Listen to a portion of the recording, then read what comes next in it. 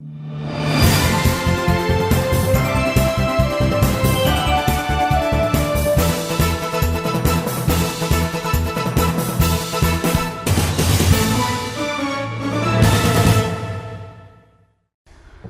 dear folks. Welcome to the show. My name is Jack Chow on the East-West Show with G&E TV.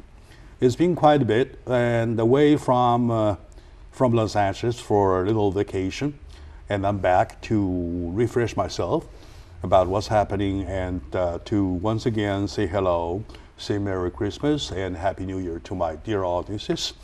And in reviewing about the past 2 weeks about what's happening, I have invited my good friend, Mr. Ken Hemming, and the great author of a great book, and also with a great set of mind. Thank you. So, Ken, welcome to the show. Thank you. Thank you for coming back. Sure. All right. It is good to be away a little bit. Yes, it is. And come back, resume, Absolutely. right? Among beautiful totally, friends. Yeah, feel totally fresh. This is your home. However, I'm missing about what's happening for the past 2 weeks. So, what is on top of your head? Well, one thing interesting. That you want to update our audience. Sure. One thing interesting, it hasn't been boring while you were gone, okay? Mm-hmm. You were gone out of America for a couple of weeks, and now you're back. One of the main stories that's been happening is the hacking of Sony Pictures emails. And what happens, I guess, when you get access, and maybe there were some inside people, maybe there wasn't also helping do it, but then you can read what people say to each other. And you know, when people email each other, they say a lot of stupid things, okay? Because they figure that nobody else is ever going to see it, nobody's ever going to read it, whatever. But sometimes that doesn't happen. So, and our government has concluded that North Korea was very active in this activity, okay?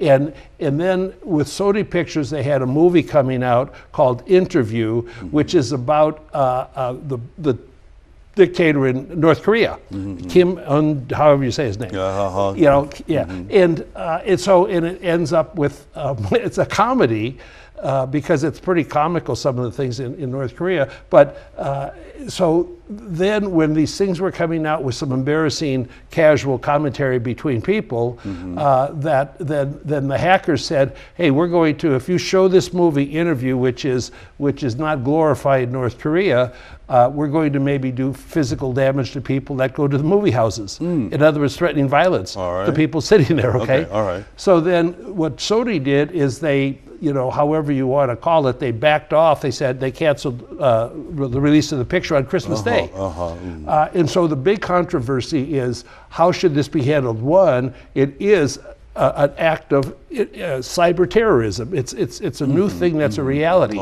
And so with this, how does the government react to North Korea? The president says he'll react in some proportional way. I think when somebody's basically kind of like committed an act of war and getting in and threatening violence against a major company in America, that it needs to be more than proportional, in my opinion. And then other people are saying that Sony kind of chickened out by, hey, show the movie anywhere, or right now put it on the internet free for everybody and let everybody see it. We can't, in my opinion, we should not be backing down to a punk terrorism and things like that. So do we precisely see Sony's position?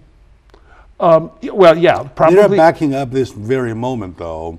Are they determined to stay acquiesced as forever, or they're trying to pick up a time to come back? I would believe that they're not going to acquiesce forever. What everybody says, and I'm not a lawyer, is that they're afraid to show the movie because if some people get terrorized and blown up, then there'll be a lot of lawsuits, you know, because you didn't protect it in the movie houses. So why should we take that danger? But if people threaten everything, which is our basic way of life, we have a problem. So we have to stand up. On the other hand, there were one time we were so active learning about their nuclear programs, trying to stop them, and now we're facing a blatant cyber terrorism attack. Blatant intrusion in our day-to-day life. Sure. So why don't we do something more, or at least to the extent like we did with the nuclear program, to voice out as the Americans? you know, they had been taken off the list of countries identified as terrorist countries. A lot of people are saying we need to put them back on that list, enhance sanctions, and you know, and really you have to have some way of punishing people that are trying to destroy our basic day-to-day existence, like, you know, go buy a hamburger, go to a movie.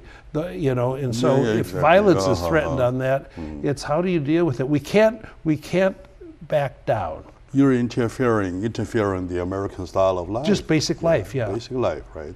So on the other hand, on the third Yes, sir. Perspective, is North Korea capable enough to hurt anybody? Well, I think it's a great point. Or it's just a fake call. Well, the thing is, what they do when they say, you know, we'll harm your theaters, we'll harm theater goers, it incites people to do crazy things, because we have, unfortunately, we have a lot of unstable people in this world right now. In other words, not only cyberly, but just actually doing physical damage. Yeah, I don't believe a North Korean's going to sneak across our border and come in and, you know, blow himself up in a theater. I don't think that's going to happen.